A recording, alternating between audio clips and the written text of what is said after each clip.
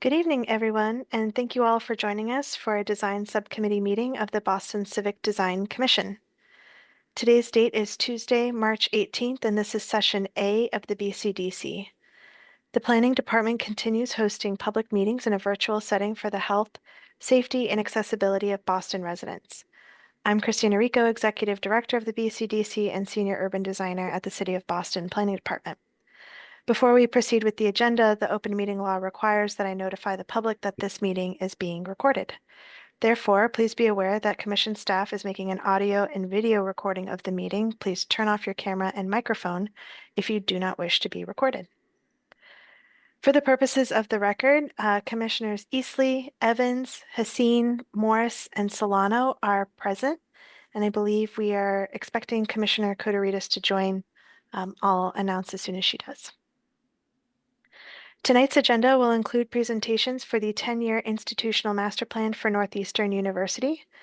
Tonight's meeting proceedings will begin with approximately half of the presentation from the proponent, followed by comments from BCDC commissioners, followed by the remaining presentation from the proponent, followed by further comments from the commissioners, then public testimony, and finally closing remarks from the commissioners.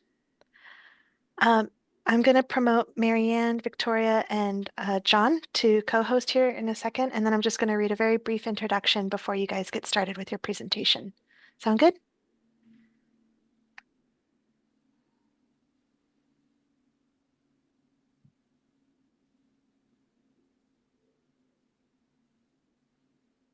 Marianne, I believe you have screen sharing ability if you'd like to get started. Great. Thank you so much. Let's see if we can get this started. Excellent. Can everyone see my screen? Perfect. Yes. And just before you do, Marianne, if you don't mind me reading this brief intro. So sorry.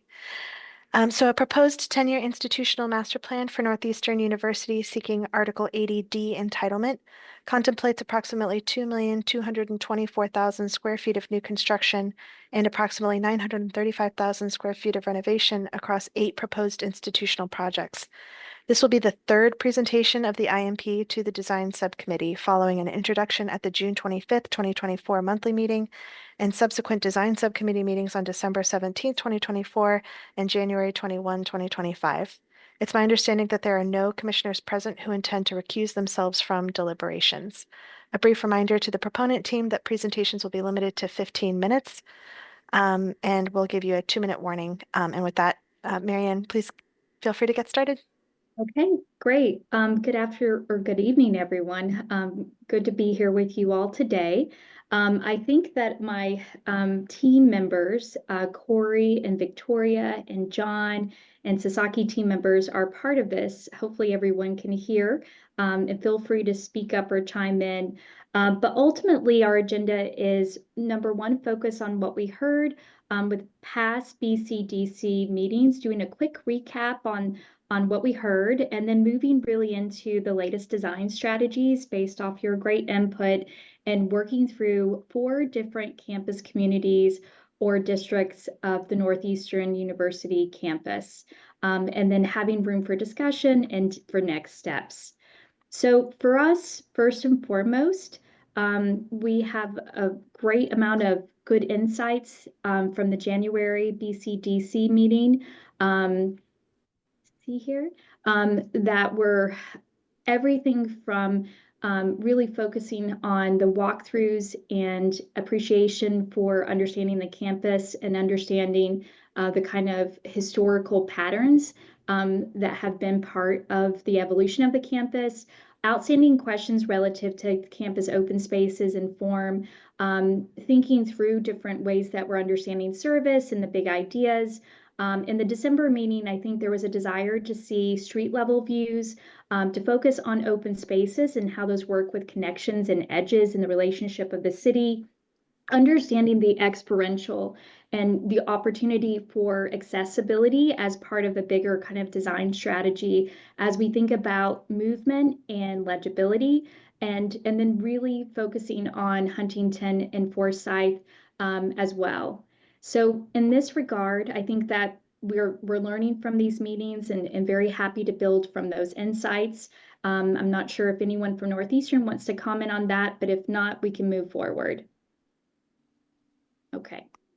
So with that in mind, I think first and foremost, we want to look at the different neighborhoods or campus communities that exist. And I think for us, we are focusing on the Forsyth Park campus community, as well as University Fens and West Village in the East End. So those are the four neighborhoods that we'll be focusing on relative to campus communities for Northeastern's campus.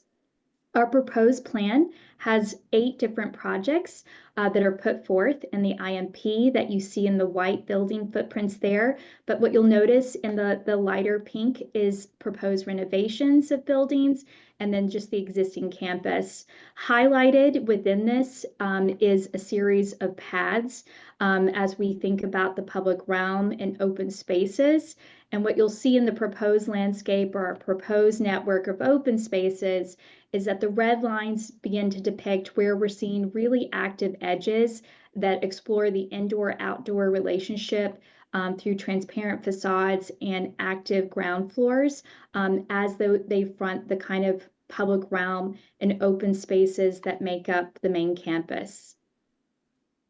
So for us, first and foremost, if we go to Forsyth Park, you can see on the left that we have the existing conditions that we're working within. Now, Forsyth Park is among the oldest parts of the campus. We have a lot of industrial buildings here, like the UR complex that exists, the Forsyth building that's along Forsyth. But we know that this is a significant corridor as we think about Forsyth Street and traveling from Ruggles Station from the south towards Huntington Avenue and the Back Bay Fens. So for us, on the right side, you see the proposed plan.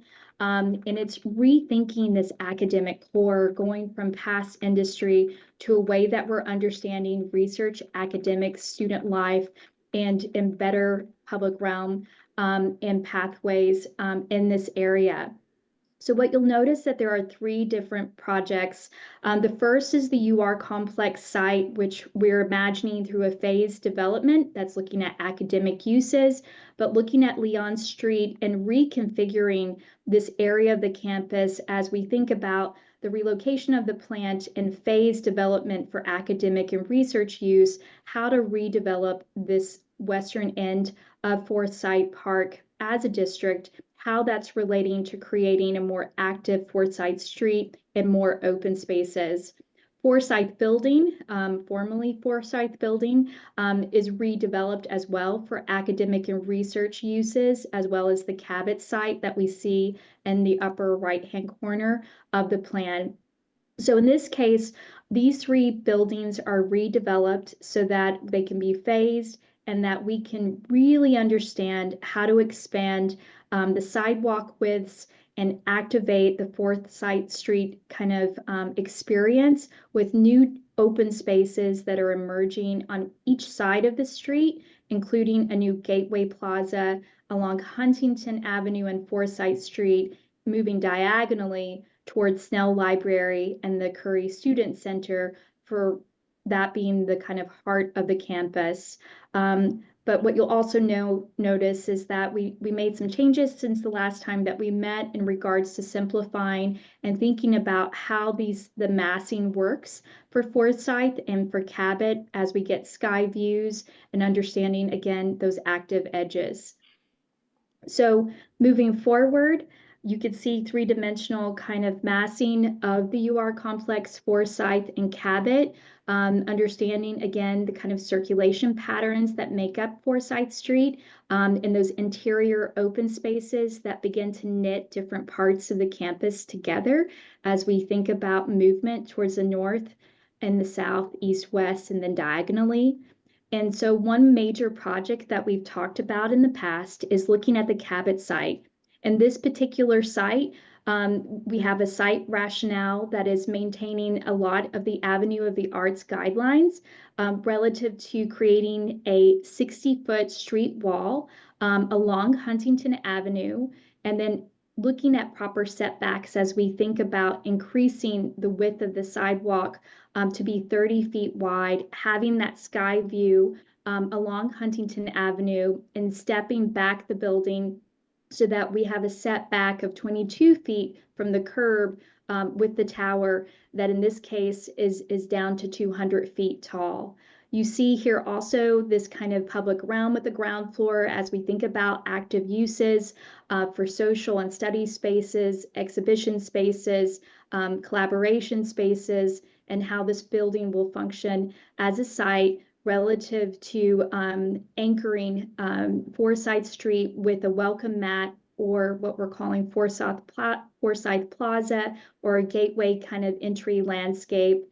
And then we can see here that the proposed height is approximately 200 feet with about 380,000 gross square feet of research, academic, and student life space. As we look at the elevation facing south along Huntington Avenue, what you'll notice is then the 200 feet height of Cabot, but seeing it within the family of this kind of corridor where there's a lot of height starting to take place for planned projects. We see Huntington Theater at 362 feet high, and then we can see Krinsman Quad and the lower rise buildings that are white brick buildings, the original kind of parts of campus. But Cabot is at 200 feet. In the background, we see 840 Columbus at 285. And then as we move down to our other districts, we'll see that Rubenstein is at 170, and that Wentworth's 500 Huntington Avenue project is approximately 240 feet high. So seeing the height of Cabot relative to this larger elevation of Huntington Avenue. You had asked for more grounded, like ground level views, and what we put together is, looking at the existing conditions of Huntington and Forsyth in that corner in the Cabot building right in front of us.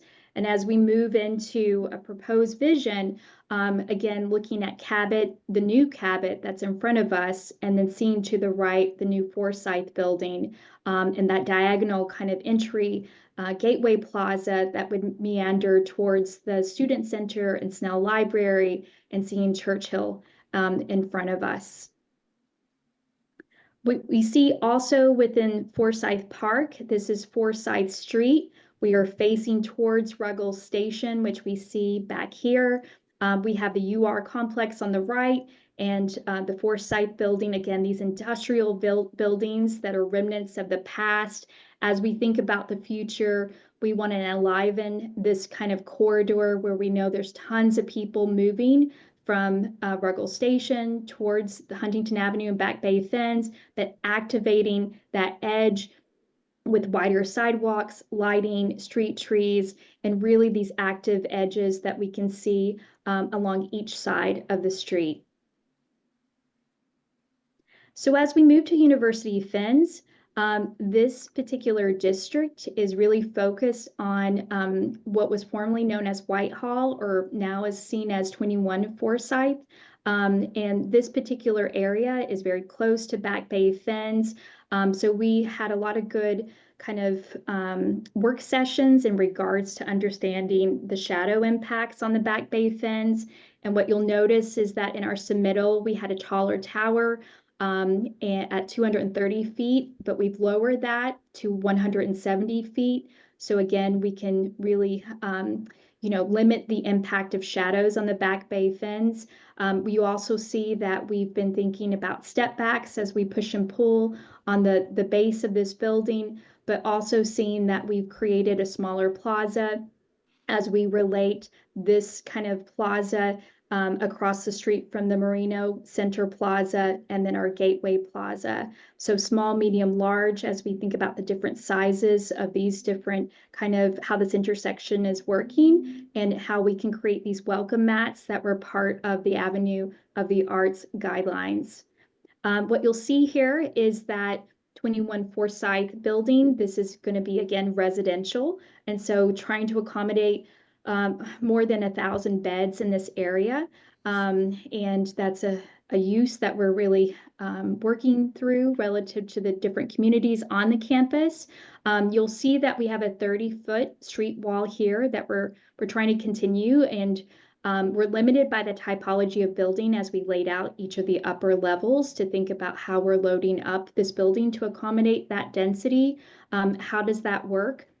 And so recognizing that we're balancing the typology of housing with the massing, seeing that we have an 18-foot wide sidewalk, so those are very narrow today. How are we expanding those from 18 and 15 feet around the building, but seeing retail, lobby space, and other services for students, and again, lowering the building from 200 more than 230 feet to approximately 170 feet tall as a tower.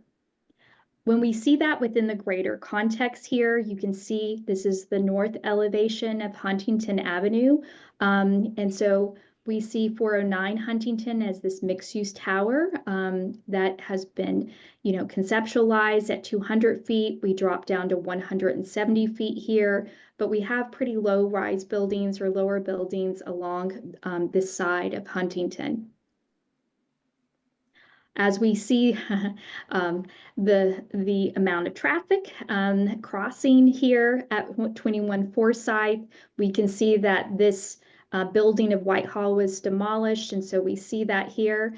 We see the Marina Plaza to the right, and as we think, this was a very quick study that we created, but understanding that we had this new plaza on the left, and that this would be the kind of proposed housing that we're seeing on the right with that plaza area, floor activation with retail and dining here, and then understanding Marina as a Merino as a plaza, and then understanding again too Burstein Rubenstein, which we're going to talk about next. So for the West Village, you'll see the existing conditions of what we're considering to be the West Village. Burstein Rubenstein is located here.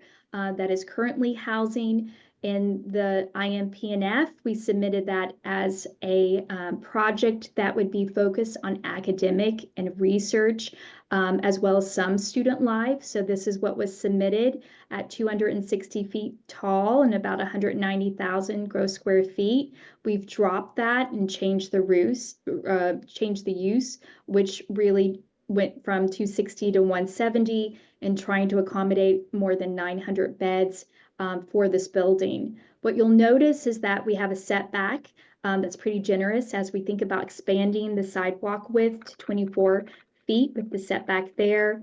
We have a kind of 30-foot street wall and then setbacks that are working with the building typology of housing and how we began to lay out ways to think about the floor plates, but also recognizing this is a zoning envelope. And so what do we need to do from a zoning perspective for massing? As far as urban form, again, that street wall you see here, there's a lot of wind. So how do we break up the wind relative to how the facade could be designed? And thinking about the kind of height of the building relative to being 15 floors. Again, 500 Mass Ave or Huntington Avenue is about 245 feet. So seeing that difference, you can see that we've created a welcome mat at the corner here between Parker Street and Huntington, that this is a space where people can have room to cross and to sit and to enter this building. And so as we look at this site, again, a very quick snapshot of being on the ground and then seeing what this proposed housing could be for students across from the MFA with that kind of welcome mat, larger sidewalks, and then thinking about the building massing across from the kind of MFA entry plaza.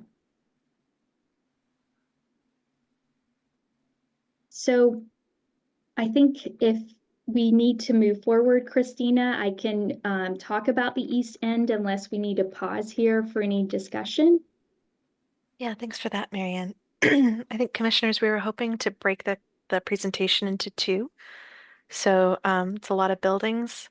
allow you to have some kind of deliberation on what you just saw, and then we would return to the presentation after maybe half an hour, 45 minutes of deliberation. Could we return to a plan earlier that shows all of these together?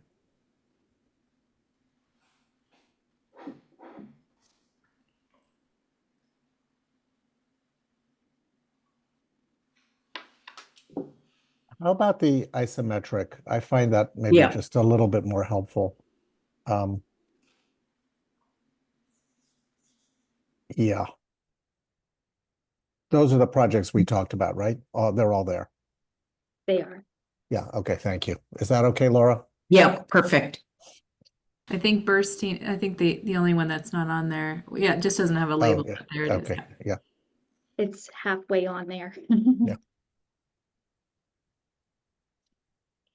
Can I ask some height questions, just to understand the logic of a few things that you've done?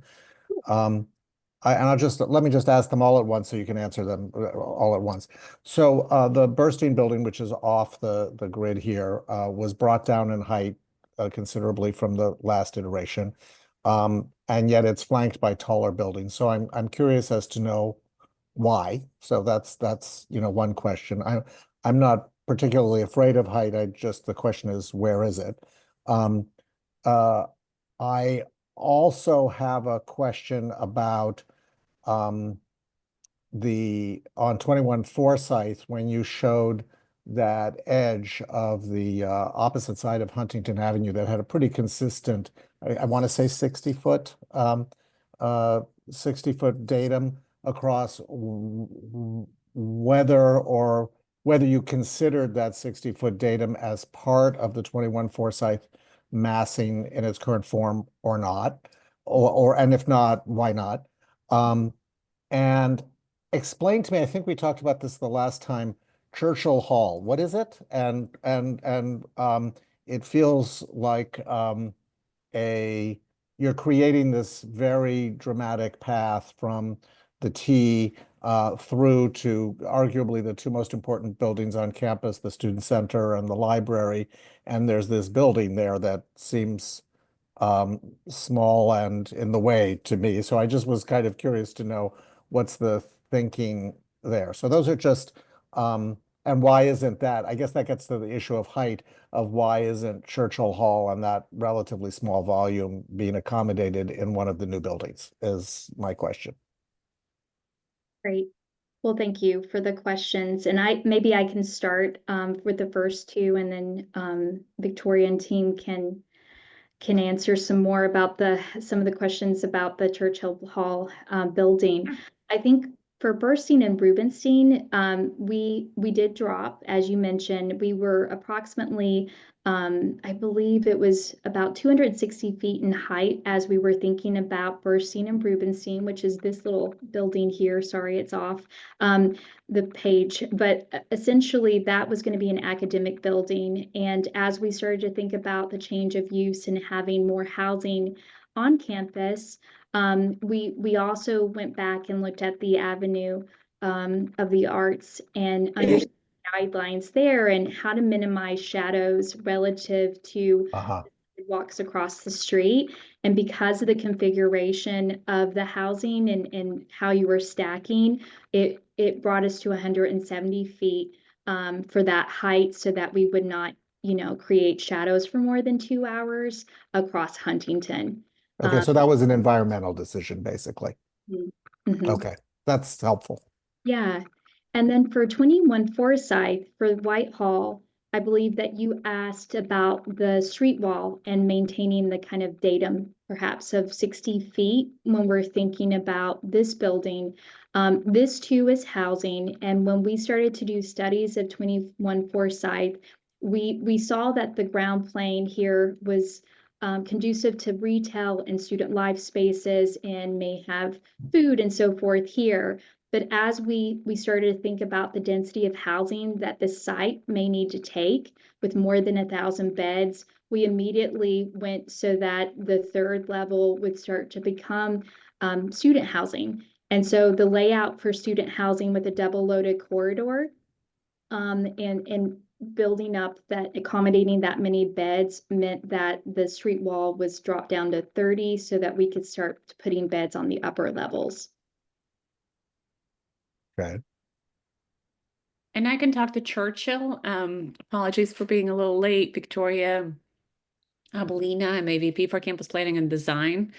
So Churchill is part of the white brick buildings and was developed. So as the campus developed from Huntington towards the tracks slowly, we talked about that last time. That is one of the kind of the quad forming white brick buildings, and it is in good shape and it is very well utilized. So we didn't anticipate that would be redevelopment. Has some What is it? What's administrative. it used for? What is it? Is it a classroom It's an building? academic, yeah, it's an academic building, and our has our provost office there, but it's also like a pretty active ground floor, and it is a well used building. But the buildings that we're showing now, the redevelopment is of the single story Cabot athletic facility right now, and then the Forsyth is an industrial kind of building that we're using also for academic uses, but they're part of the kind of the more industrial history, and so is the UR complex. So we're focusing on buildings that don't serve the university's program and that could really deliver, really are due for a lot of investment and deferred maintenance, but just the facilities are not cannot be updated to meet our needs. Churchill meets our needs and is an academic building. And it's also like part of the kind of the older modernist white brick architecture. So if we tear it all down, what is the character of the campus? Okay, well, thank you. That's helpful. Just to sort of understand. I was Yeah. thinking of it more from the perspective of the pathways in the organization and the linkages between significant buildings and spaces, rather than as an artifact, let's say. Yeah. So anyway, thank you. I'll Yeah. let other people ask questions.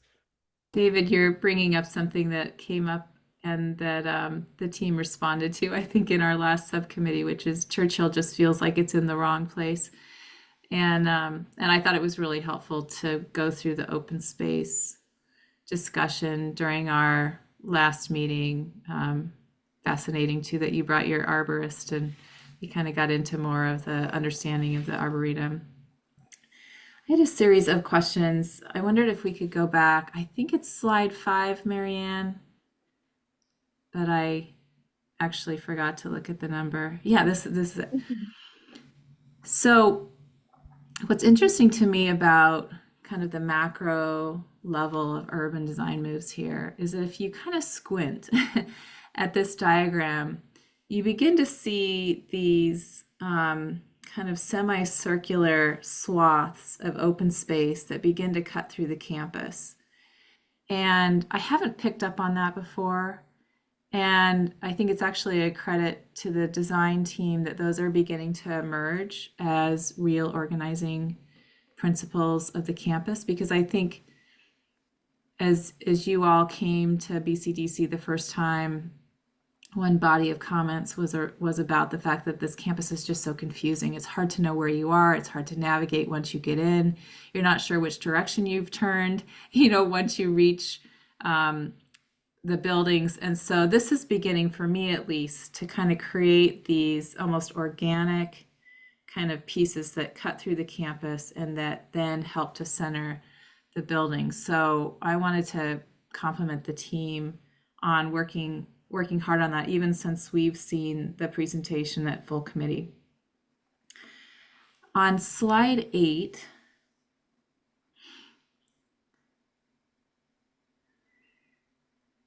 yeah, this is great. I also, when you look at the image on the left and then you look at the image on the right, what's always struck me when I come to campus is that this UR complex as it exists today really divides the campus. And it's hard to tell that completely from the plan view, but when you're in person, because of that really sharp angle that the complex makes, there's no sight line back to the campus, back to the rest of the campus, kind of to the map east of Forsyth. And I'm really excited about the idea that as you replace that form into kind of these two buildings, and it's hard to tell if these are connected or if they're separate, that again, you're inviting this this swath to come across and help to connect one side of Forsyth to the other. And I think that will be really powerful. So I loved that move. And then I looked to the south of Churchill, and I think what I'm seeing is the introduction of a new parking area right in the middle of the campus. And so then I am scratching my head a little bit because it seems like you've set up this really nice piece coming from Huntington. I can just grab my pen, coming from Huntington, cutting across and helping you get into this area that David was talking about. And then now it looks like you're passing through some kind of parking. So I would love to have you talk a little bit about that. And then I had a few other questions. Yeah, so I think, and feel free to chime in, Victoria. I think that we're maintaining, is there a shared way that we can think about service for where there's already existing service that's happening on the campus and some of the parking as we think about accessible parking spaces? And so I think that what you're seeing on the left side is that existing condition where we're pretty much maintaining that. This is It's yellow. It looks like it's gray, but that is yellow. So this is pretty much like, do we have to keep some of these service zones since we do have circulation coming down this way? Can this be shared in such a way that we bring people in? And we have this kind of shared service zone, still maintaining that while thinking about pedestrians coming through there in that particular space. So it may just be something as you continue to develop that you think about. I mean, it looks like there's a service zone here that will cut back behind. And, you know, is there a clever way to tuck that in somewhere else?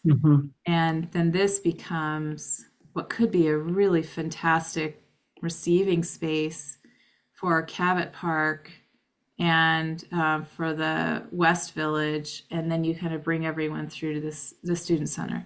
So that's just a thought, because I think what you're doing here with these swaths has been so successful, and then it gets interrupted in this way. I wanted to then either slide 20 or slide 30.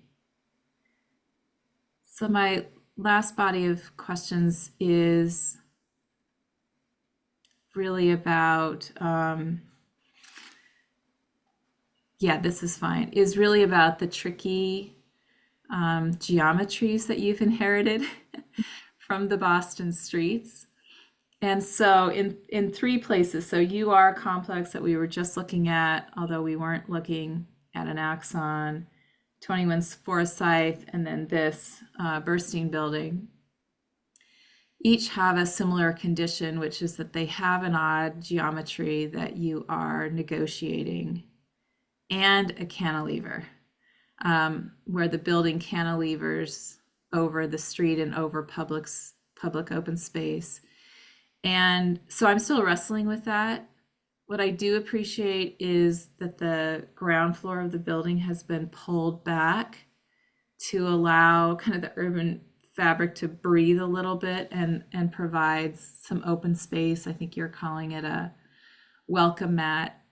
And so I'm thinking about that. And then I'm also thinking about the condition of having this repeated kind of overhang cantilever condition in most of these proposed new buildings. And I guess I just kind of need to know a little bit more about that. Completely understand that as you're pulling this back and you have a program a housing program in this case, and in the White Hall site case, that you have a housing program you have to accommodate, and that just fits better if you can cantilever. But help us understand what the pedestrian experience will be.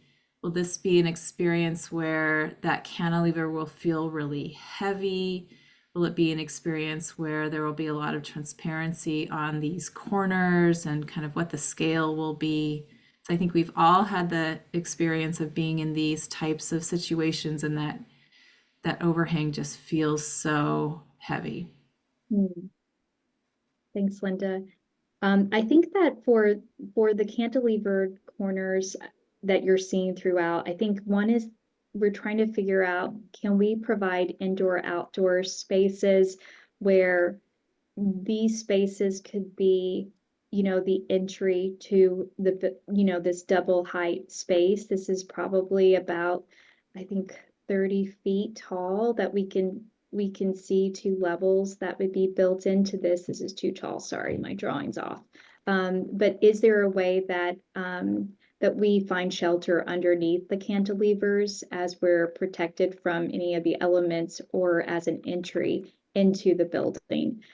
We see that these upper levels would be areas where anytime there's a public kind of corner, or thinking about public space in the building as it relates to student housing, that would equate to potentially where study lounge areas are, and having these great views of the city from what could be glazed kind of corners that you're seeing here, in this convergence of where student communities come together and study and socialize. So that being this really active kind of student billboard, so to speak, of activities where students can be seen or look at the city, and then having this really active ground floor be located down here, with entry into, gathering social spaces, but potentially there could be some sort of retail also on this ground floor.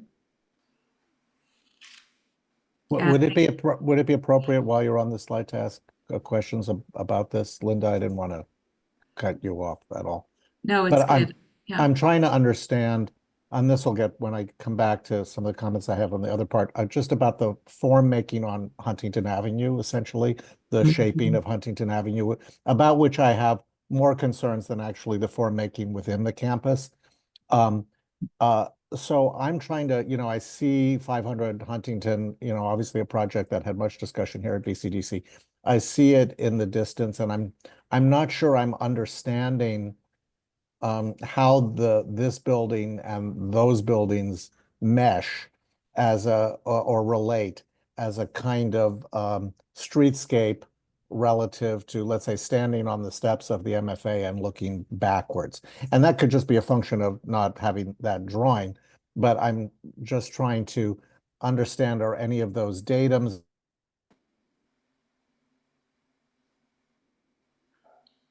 I Oh, think David might have frozen on us. Is that true for other people too? It's, Yeah. Oh, David, we lost you there in the middle. oh, sorry. Can you hear me now? We can. Oh, sorry. That there, I understand that. Oh, no, shoot. shoot. Oh, shoot. Let's see if he reemerges in a second.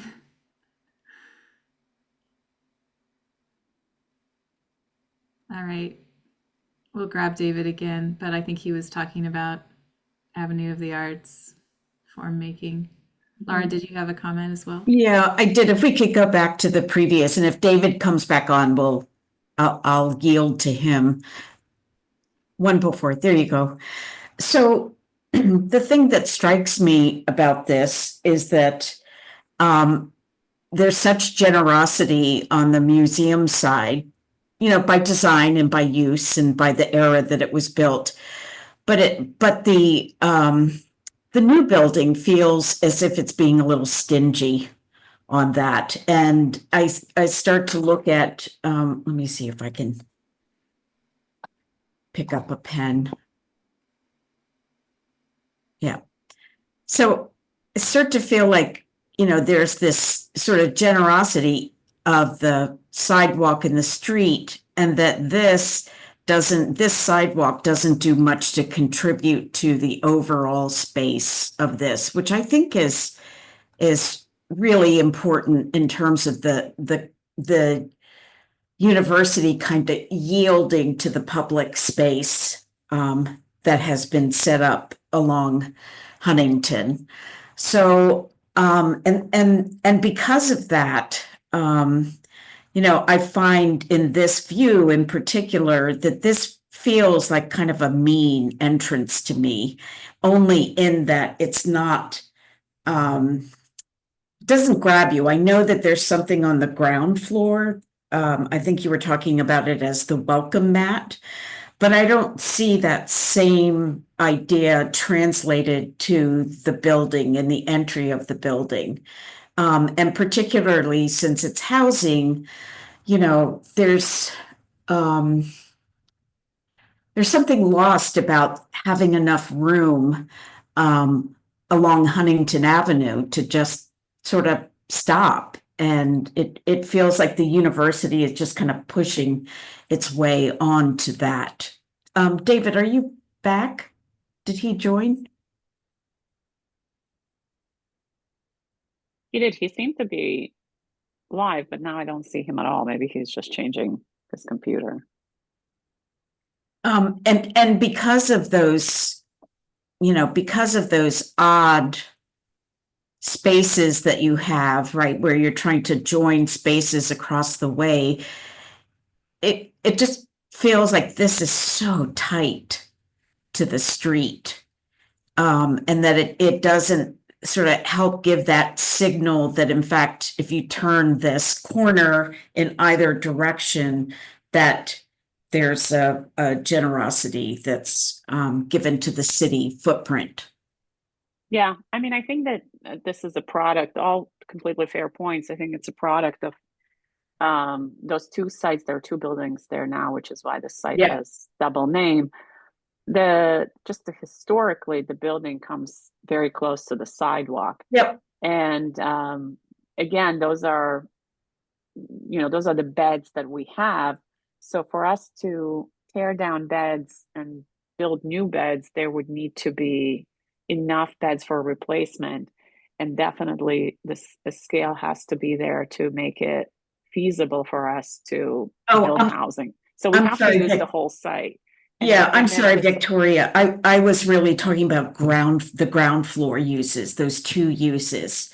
The overhang is not a problem for me, but the kind of feet on the ground space is what I'm concerned about. That's so pull back the ground floor and allow the whole building to cantilever over everything. Well, just allow more room on the sidewalk, right? Right. And the building still cantilevers to where you need it to, so that you're not affecting the numbers, but it's just more generous at the ground floor for the corridor of the avenue. Okay. Yeah. And I just point out that that's a great thought, Laura. We are set back. The building at the ground level is set back 24 feet. Yep. That sidewalk, depending what's underground there, would allow for tree planting 6 to 8 feet, and then having 16 to 18 feet of sidewalk, which I think today is probably about 8 feet or less. Yeah. I'm not denying that. I think that just over time, while there may be a historic precedence for that, it's your opportunity to kind of correct that. Mm-hmm. So, the mass of the building is still going to hold that corridor, but I think buildings kind of define the spaces in the city, but we experience the city on foot. And that's what I'm advocating for. So is David back? He is back. Can see him finding another location. Yeah, I might just quickly piggyback on that Thank point. you. Sorry about that. I'm just moving around. Keep going. Yeah, just super quick, just to sort of interject and kind of piggyback on that and tie it to something that Linda said earlier. I mean, I think you're a little bit in for a penny, in for a pound. And I think I understand that the need to sort of divorce the tower above from the ground floor. I think that makes sense. And how do we prioritize the sort of uh, uh, light, air, sort of healthy Mhm. ground level experience? I think pulling that back more makes some sense here. And I think to Laura's point, pushing that even further, I think is something to explore. And I think as that gets tested, I think, that datum, and maybe this is a segue to what David was saying, that sort of datum between housing and where you're defining that podium height is something to maybe consider. And how much light, air, what's the shadow impact? I mean, what are things that can be done to mitigate the kind of heaviness of that overhang, right? I think cantilevers are necessary here, but I think that doesn't necessarily imply that it has to be a heavy uh, uh, experience from the ground level. Yeah, I think dimensionally, we're just, I'm just going to say again, we're very tight. And that 500 Huntington project, which is not a Northeastern project, pushed right against our lot line, despite our strong objections. And it's about 15 feet behind from the lot line on that scale. So we really can't be going further away from Huntington without making it infeasible. But I totally get it. This is a tough site. It's a triangular site. It's not ideal for housing, really. So I think we could push it and have a deeper conversation when we actually have a building design, because this, of course, Sure. is a zoning envelope. I think, I'm sorry I missed some of the conversation, but I think that it sounds like you were touching on some of the concerns that I have about a Huntington, the two sides of Huntington being obviously quite different from one another. On one side of Huntington, you have these major projects that are at 200 feet and above, up and down. It's almost actually I can see it from my house. It's almost like a mini high spine. There's like a mini high spine that's basically going down Huntington Avenue, starting at the Huntington Theater and going, to the Treehouse building and so forth. And so this notion of height along that edge that goes up and down, like I don't know, there was the other building, I'm going to get the terms wrong, Cabot maybe, that was at 200 feet. Like I think that could be taller. Like I think that issue of height along that edge is less of a concern. Of course, there are the issues of shadow and so forth that you brought up. But I do feel it's important that at the level of the pedestrian, that on the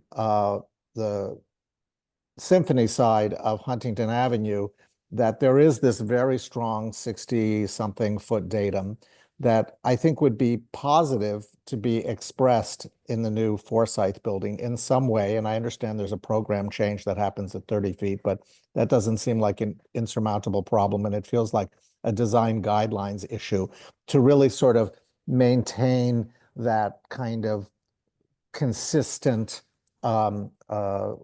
edge along that side.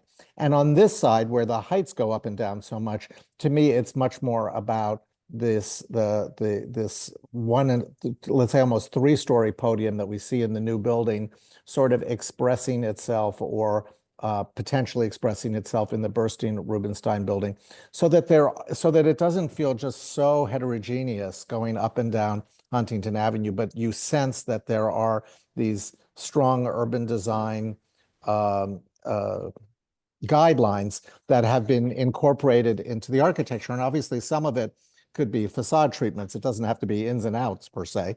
But that was just something that I was reacting to a little bit in thinking about the projects on both sides of Huntington Avenue, if that makes sense, Victoria. It does. And I don't know if we showed this section or if we're keeping that. Miriam, have we jumped a section yet or not yet? Not section, the elevation. Oh, We have a treat for you then, David, later. Oh, good. I love treats. We're going to give Christina Rico full credit for that one. Yeah, let's see. That was- And by the Um, way, why did Burstein change program? Just because or Because we heard that doing just one residential is not, because we were proposing to only have one housing project in the next 10 years on Whitehall site. And the feedback we got is that we should build enough student beds to accommodate the entire growth that we're projecting, which was more than 1,000 undergraduate students. It was closer to 1,500, 1,600. So we changed academic use to Resi. yeah. And now So we have 1,700 beds proposed. So it looks to me in this drawing that, you obviously have the scale of let's call it the historic campus, the white brick campus. And then there's this podium level that's on Cabot and on at facing Forsyth Plaza, which is pretty close to that height. And then that podium height reappears at 245, at 500 Huntington Avenue. And I know that it does not exist at the College of Computer Sciences, which is a very sheer building, but it feels to me like that is a strong line that is moving almost from the Huntington Theater Tower all the way across. And if that were expressed in some way in Burstein, exactly, if that were expressed some way in Burstein and that was mirrored by this, let's call it, similar datum on the other side of Huntington, I think it would just give the heights of the buildings that you're proposing on both sides of that a lot more freedom, because they're anchored in this podium level datum on both sides from an urban design point of view. And David, are you suggesting then that Bernstein would go higher potentially? I mean, I'm not opposed to that. Or I don't know exactly how to solve the problem architecturally, nor should I make any real suggestions, but it feels like that, let's say, for example, that the cantilever that is being expressed on the corner of Parker and Huntington actually occurred at the podium level. So that was higher. Maybe not the whole building, but that was higher. That would express that that element, like on the facade, in a different way. And I think it would tie it together to 500 Huntington Avenue, which is a monster, I understand, but and relate this all the way across. And so that that's just what I'm asking. Yeah. And I would agree with you. I think that would just strengthen that whole experience. And I'm certainly not opposed to things going higher either. I think there's room either to step something or, go higher as the whole floor plate. But I think I guess I feel more strongly about the on-ground experience than I do about, well, I know it's important, the kind of building outline, because there's so much building on that side anyway. More floors aren't going to make it or break it, but the ground experience to me feels more important. Well, it would be interesting to me if you extend that datum over to Bernstein. Is it BURN or BUR, Marianne? It's BUR. Sorry, that's okay. No. Oh, okay. I want to make sure I was thought that was funny the right too. thing. Okay, but as you extend that datum, which I agree would be a really strong organizing device. The question is whether you would even need the cantilever if you could get the height. And the cantilevers on the other two buildings that we talked about a minute ago bother me less than this one does. But you have essentially a flat iron building, a flat iron form here. But the flat iron gets somehow complicated, right, by the cantilever. And I wonder if a more pure form with more floors and kind of stepped back exactly would actually feel better, and then come all the way down to the ground, by 500 Huntington. And But I'm also persuaded by Laura's comment, which is that when you're thinking about the Avenue of the Arts itself, how do we want to experience the maybe a more gracious setback? And so is there a possibility of really thinking about that podium there? And do you actually scoop under that side too in your expression of podium? Or is there another way that we can express that podium as you're coming along that street? So I think those are all fun ideas to explore. Well, ironically, I have a model of the Flatiron building right behind me that I could hold up. But that building is a very pure form, but it has very clear datums on expressed on it, some of which are quite high relative to the streetscape. And it's all about the fenestration, obviously a different style of building. But I think I also agree that I think a purer form with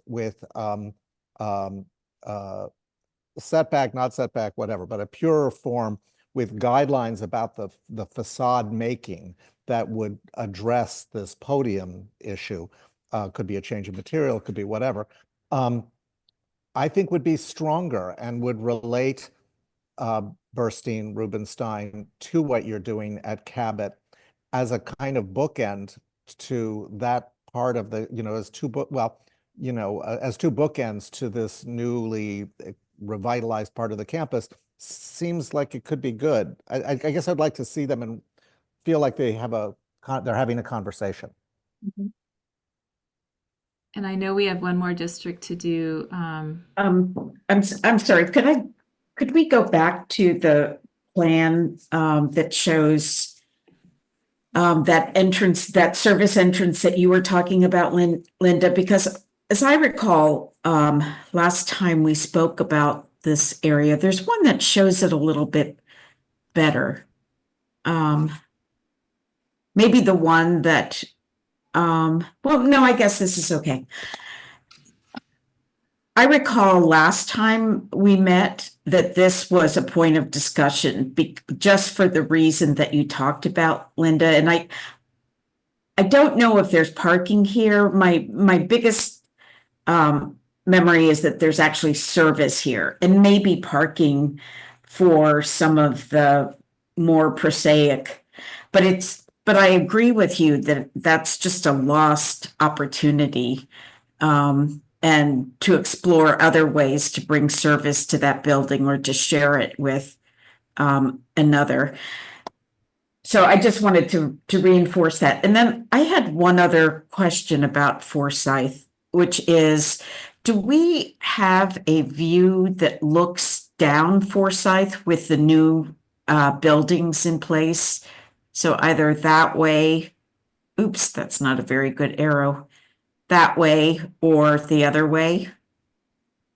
We have one view that's located here looking over that we can go to. Let's see, we don't have one looking north. Yeah, I don't think that's necessary for me to make my point, which is,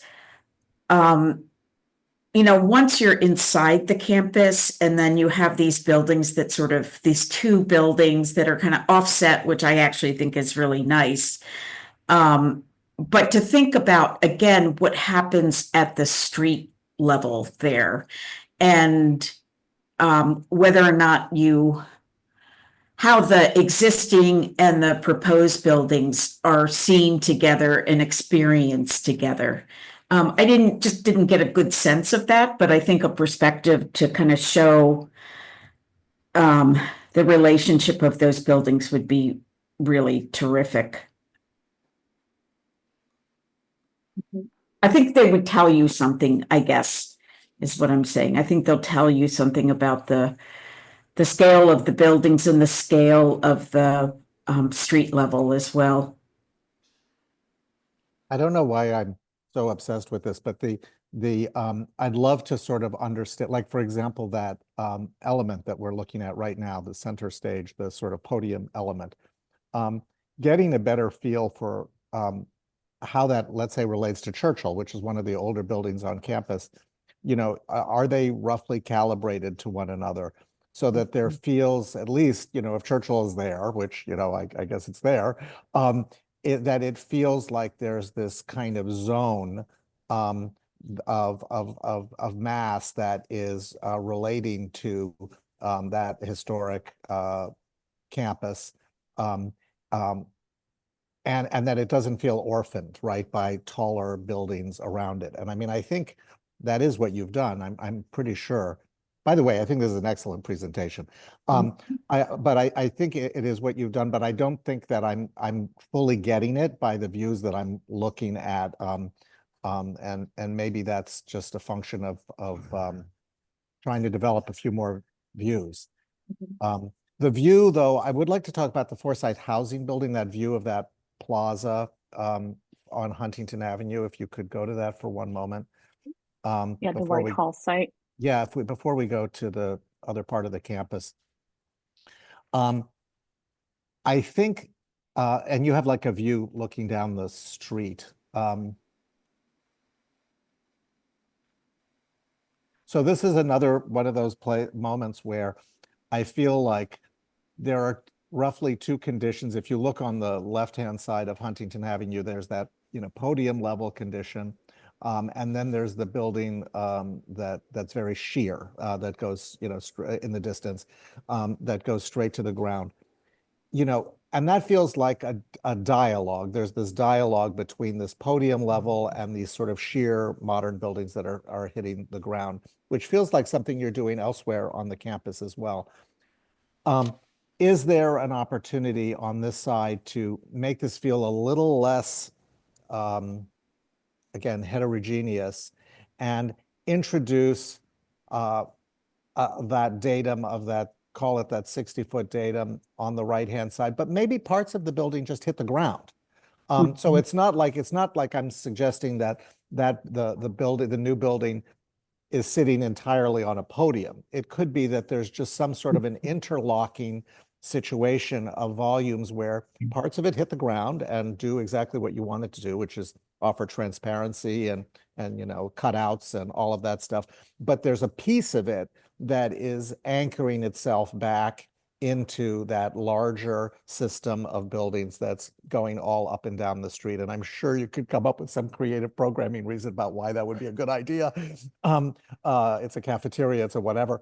But I think that would help make this view, for me at least, a little bit more legible. And that also speaks to this issue of like how the Marino Center curves back and reveals something of this skin. Is that part of the facade charged architecturally a little bit differently than the rest of the building, because it's in fact helping to frame this medium-sized, I think that's what you called it, medium-sized plaza space. So I think I'm just looking for maybe, I know these are guidelines, but I'm looking for maybe some layers on the guidelines that help strengthen some of these larger urban design datums to fully articulate or shape those spaces that will be handled by different architects in different ways.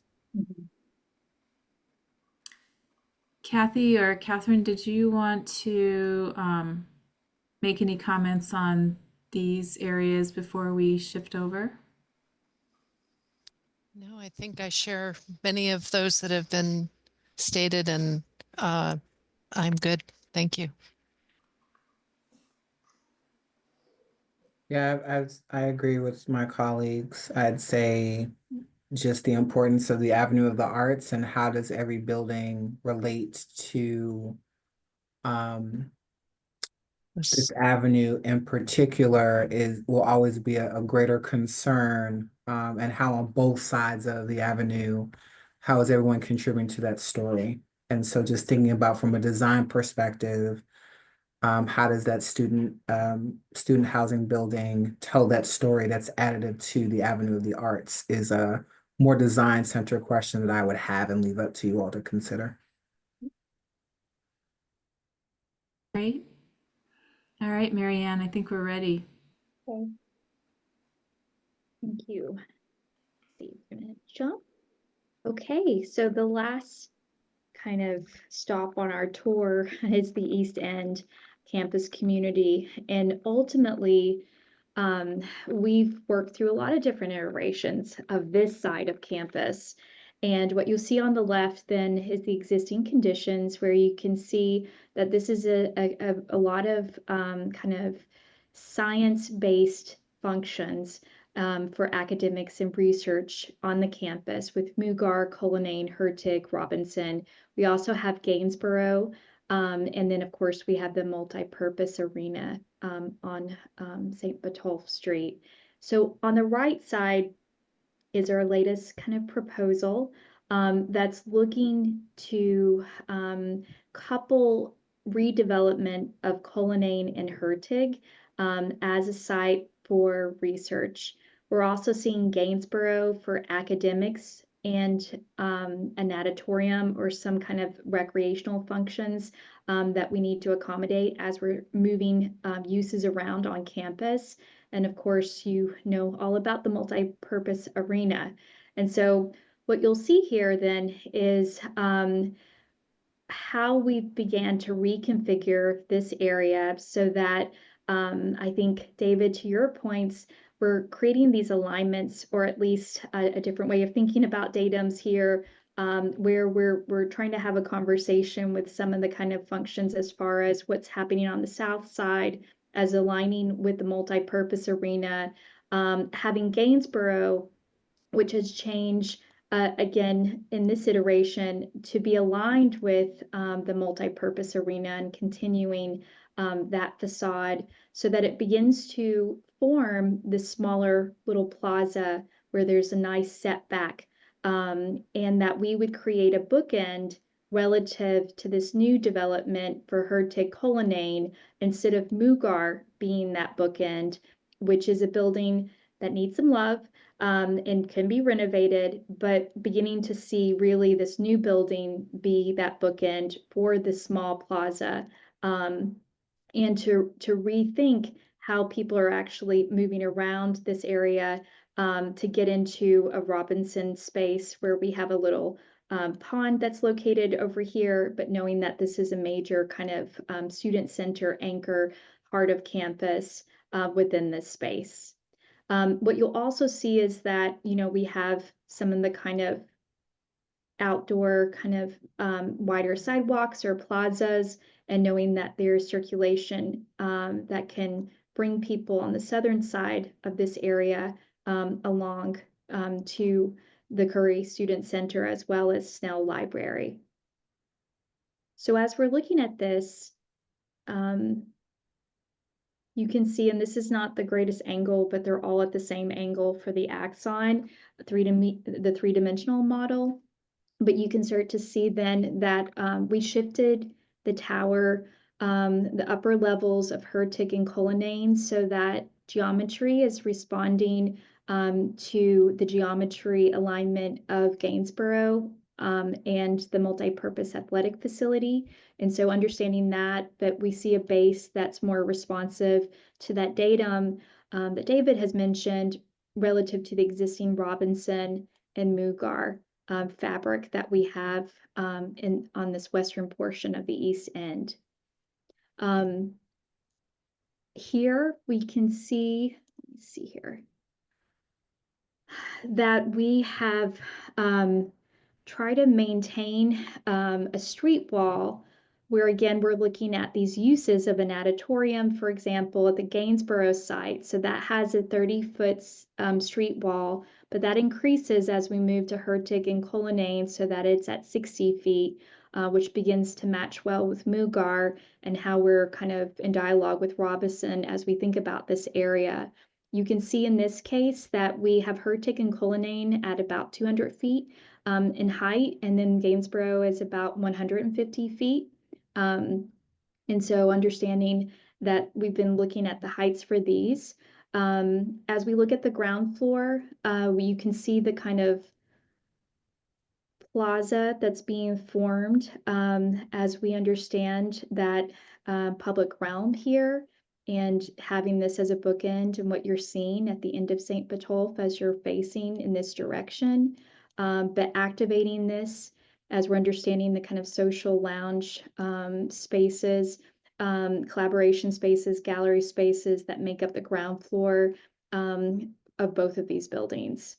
And so here you can see the kind of density as far as development of 270,000 gross square feet and 320,000 gross square feet for these buildings. And as we look at the east end, you can see a snowy day of St. Botolph and the Gainsborough building that's right in front of us. We see that Mugar is this building located here. And as we think about this on the ground view, we can see the multi-purpose athletic facility to our left. In the middle ground, we see then Gainsborough redevelopment. And then in the background, you can see that bookend of the new Cullinane Hertig site for academic and research uses. Marianne, I had a clarifying question while we're on this diagram. So in the previous subcommittees, we have talked about the fact that Hertig Cullinane would have a cut through, and that would be aligned essentially with the pedestrian desire line, and that would kind of wiggle you through over to Mugar. I didn't see that on the plan, the slide before or here. So can you just explain that? Yeah, I think that we've been looking at the position of the pole and how it's oriented and just how that would work. And I think that ultimately there's ways that you can enter into this area and cut through the building, but thinking about the pole really being on the south side of the Gainsborough site, but seeing this and then having this be an entryway that you could enter here, you could enter here, but that this would be a way that you could still cut through. Again, you know, we want to design buildings, but thinking about this as the zoning envelope and how we create those guidelines, but there certainly could be ways that cut through the ground floor of the Hertig Cullinane building and just skirting around the front of the Gainsborough building. But just knowing the uses start to prohibit us relative to what's open and closed. Right, but you could skirt by the Gainsborough building, and then I think that's what we had been looking at before, and then use kind of a wide atrium to cut through Hertig and Cullinane Mhm. Nose, as an basically. option. Yeah. Yeah, I had the same question. I must say, in general, I like the massing a lot. I think it's a really nice improvement, and I like the shaping of the space. It does, for me, beg a little bit of the question of when, because that view down St. Botolph Street is sort of terminated by this building, which I like. I mean, it's shaping the space. But it does suggest to me that the ground floor of that building, which you described as social space, in my mind, I was imagining that as like a, you know, double height lobby that you can cut through or something, you know, like it's actually permeable at that end. It's almost like a kind of gateway rather than necessarily going through the other building to cut through the building sort of deeper in. But I mean, you know, that's obviously could you go to the yeah, exactly. Could you go to the view that you had up for a moment? And Marianne, I don't know, do you have other slides after this? I'm sorry to interrupt your Oh yeah, flow. no, sorry. I just wanted to grab that question while we were there. Oh, it is the end. That Okay. is the end. So I guess I was going to say, and then I feel like the extruded glass volume on the lower level of, is that Gainsborough, the building on the left? Yeah. The part that's, you know, yeah, that exactly, that part. I think that the extent to which it pushes out muddies the space that you are framing with the Gainsborough facade, the white Gainsborough facade, and the building in the back. I wish it actually pulled in a little bit to the left, so that it obviously was still a distinct element, but it didn't feel like another building. You know, and that there was a kind of clearer definition of that space that is so clear in the diagram.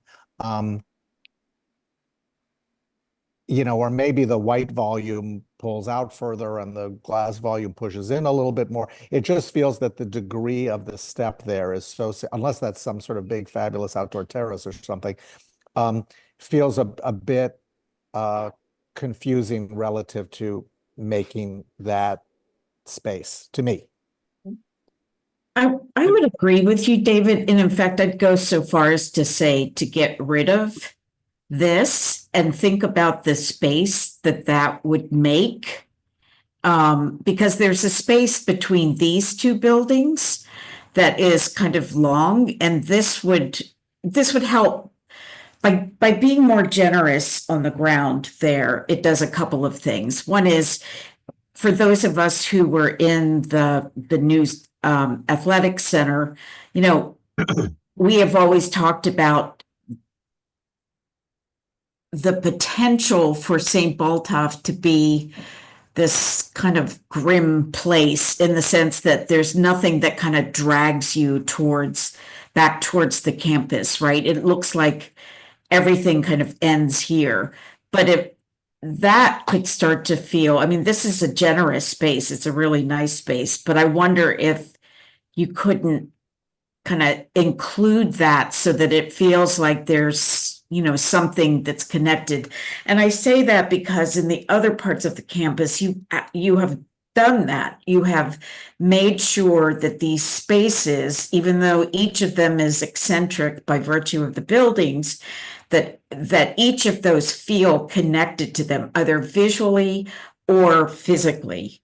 And I think there's a lost opportunity here to kind of carry on that and to set that as the norm for future development for, you know, after we're all long gone and someone else is looking at your next 10 years.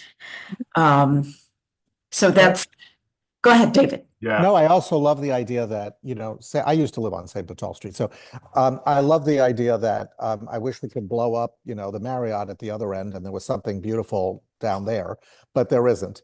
And so this idea that this long, beautiful street crosses Mass Ave, again, knitting in my mind the South End and Lower Roxbury together, and that it comes across that and terminates at a gateway entrance to Northeastern University that is really clear and welcoming is super exciting to me as a kind of a surprising new way to come into the campus.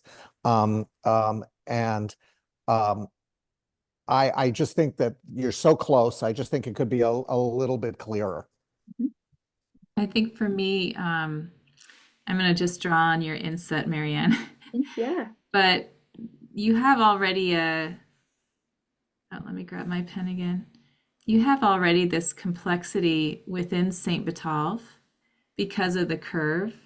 And so your eye doesn't comprehend the full kind of constellation of buildings and open spaces, which I think is quite nice. And then for me, we have these kind of barnacles, right? that hang off of this that that make it too complicated. I mean, I would rather that these buildings just touch the ground. Maybe you need more height to do that, and maybe you don't. And then we kind of know the secret here that you can't tell here. But in addition to having this open space on this southeastern-ish corner, we also have a covered open space on this corner, which we're seeing in this. And so to Laura's point, then you are creating this really interesting open space ribbon that's following the curve of St. Botolph. But even more than that, it's giving you a glimpse into the campus, which you don't get when you have the two barnacles kind of hanging off the two proposed buildings. So I think there could be something really beautiful about reintroducing that sight line and having those buildings touch the ground and be able to see in, just like you're describing here, but not necessarily have the protrusion there, the barnacles there. And I would be really curious to have you guys test that and see what it looks like. I think what it means is that this Gainsborough building kind of ends up having a form like that as its footprint, because I think that's what we're seeing here. Yeah. And then the view that you get that kind of pulls you to the next building is really nice. It lets that building have a better presence in that sequence. And Laura, couldn't that be reinforced with landscaping? Like if there was Oh, yeah, for if there was a sure. really strong line of trees that helped make that arc that Linda was just describing along that edge would be really amazing, I think. Yeah. Well, I think it would also be more in keeping with what you've begun to develop elsewhere on campus with these green swaths. You know, the swaths don't go through the campus as complete forms, but they do start to layer in a new spirit of the place, which is that you have these open space pieces that get you to key places on campus, and then those almost function as pinwheels, right, to give you a view to where you go next. Yeah, I always feel like landscape is more forgiving to eccentric spaces than buildings are, right? There's a lot that can be done to help people move through spaces with landscape. Can we look at the view that comes in the other direction? So with Curry maybe at our back.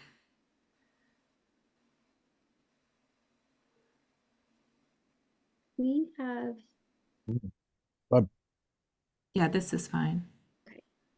I just wanted to kind of test some of these collective ideas about, you know, how you create these spaces now, and then they broaden. And I love the idea that you're also playing with this service drive, because it does function as a pedestrian passageway, as you've described yourselves, and kind of you skirt on the other side there of Robinson, and it gets you into Curry and into the library itself.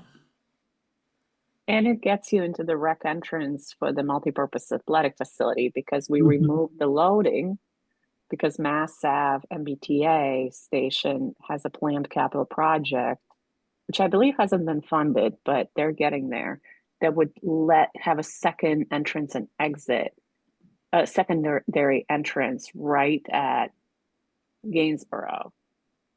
So that was the reason that the city had asked us to move, if you remember, to move all of the loading for the athletic facility to the alley to be able to create a nice arrival and pedestrian plaza. So we thought that coming from student center and academic core, the rec students could just sneak by in a more direct way right into the recreational entrance, which is where that arrow is, and create a better service back, better lighting, better landscape, and really focus on multi-user spaces instead of a singular service. One question Bye. I had, and I know Catherine has her hand up as well, and why I wanted this view was to better understand what happens in some of these rooftop forms over the podia. Is that an opportunity for an outdoor gathering space, or? yeah, I think, and I mean, we've seen with the ISEC building, or I should say EXP, this beautiful rooftop that exists there. And so that certainly is an opportunity to think about outdoor space and having that great view to the campus.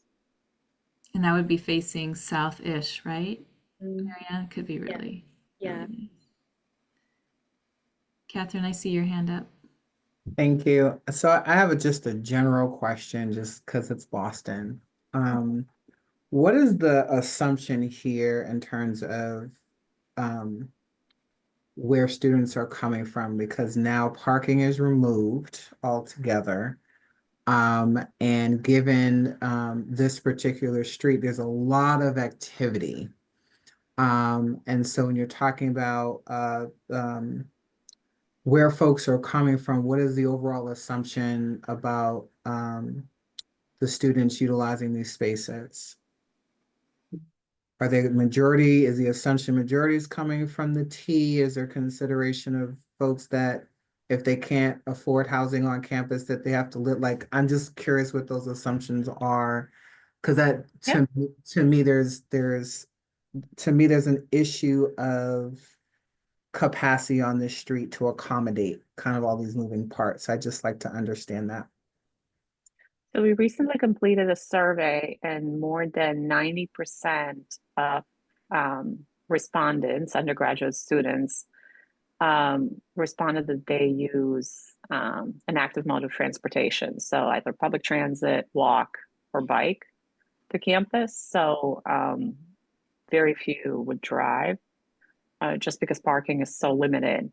But also it's not, it's not as time effective to drive with so much public transportation access. We have all of that breakdown in the IMP, but generally we're focused on undergraduate student population, and most of them live within a mile or so radius, or they live on campus. We have about 12,000 beds. Thank you, I appreciate that. I should say in a university managed housing, because not all of it would be considered entirely on-campus housing.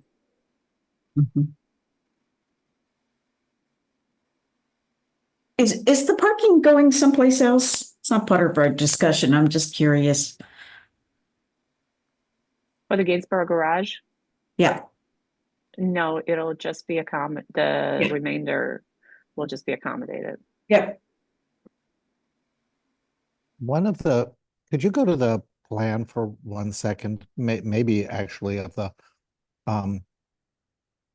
whole campus, because I'm intrigued by this arc that Linda was talking about, and how it relates to the other sort of curved arc spaces that you're introducing through the campus. And it does make me, I know I missed the last session, but in terms of the legibility of the campus in your head, right? Like how you think about the paths and navigating through this campus in your head. I think of like Paris, for example, a very confusing city, but the Seine, is sort of a frown, and it's a shape that sort of weaves through the city, and so you sort of orient yourself, all these arrondissements, and you orient yourself to the where it relates to the Seine, and I'm thinking like, excuse me, exactly, like is there like almost a graphic designer would make an abstraction of the paths that you're creating that would live in someone's head, right? Like the campus is a W, or the campus is a series of radiating curves, or something like that, which I think is implicit in I don't know whose green pen that is. Oh, I'm just drawing it on there for you, David, because that's what struck me. Yeah, it's sort of like almost like you're feeding from St. Botolph, and then it kind of fans into these three sort of, or at least that's what you're drawing, right? I think it would be just so helpful to be able to take this very sophisticated approach to moving through the campus, which is not about a grid and it's not about lines, but have like this kind of abstracted sense of how it what it is as a shape, that might actually help you clarify some of those key moments as you're developing it architecturally and in the landscape. And that's where what Linda was saying about that curve that went through the loading dock area, like that curve, I guess I could draw it, like this curve that almost connects all the way back, but it's interrupted by this key moment. It's an abstraction, but I find it helpful for me to sort of understand like the network that you're trying to create, and it feels like it's there. It's just not. It's not yet like a graphic, if that makes sense. Thank you.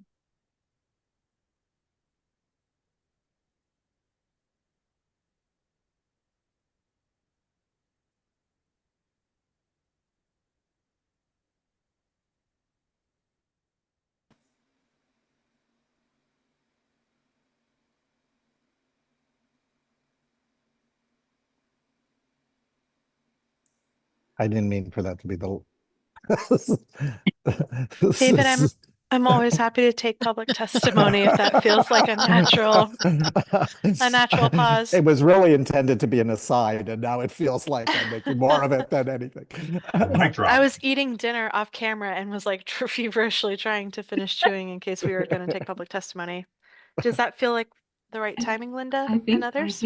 I think we're ready. Yeah, and then we can have some closing comments after, and I think I'll just put a pin in it before we head to public comment. But I think, commissioners, that the idea was our next subcommittee would allow the proponent to kind of bring it all together, all the comments that we've had over the subcommittees, questions that we'd had, asks about, little studies, and then and be able to take a look at it one more time collectively, which I actually would really appreciate now that we've seen all of the different pieces and all of the layers. You'll have to do that one more time at the end, Linda. At this time, we'd like to invite any members of the public in attendance who may wish to contribute public testimony to raise your digital hand, and staff will call on you. If you're calling in by phone, dial *9 to activate the raise hand function and *6 to mute and unmute yourself. Please state your name and any relevant project affiliation information, and please keep your comments to 2 minutes.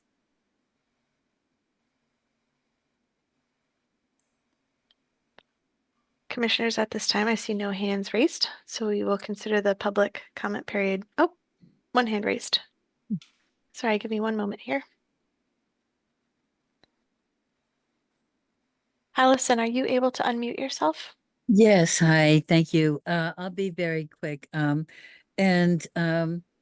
It's sort of tangential, but just thinking about St. Vital Street and that it's on the edge of the campus. I'm always struck when I'm over there about the New England Conservatory and the preparatory school there for student musicians, and how many families are walking on the street. Families use the garage, I think, a lot more than the college students.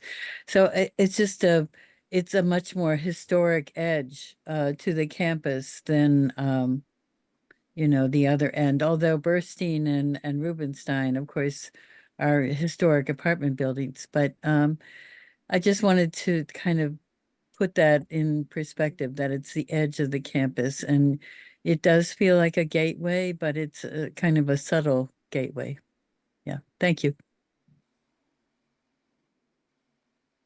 Thank you, Allison. Okay, and with that, we will consider the comment period closed. And so Linda summarized, I think, next steps. If anyone disagrees, perhaps shake your head vigorously.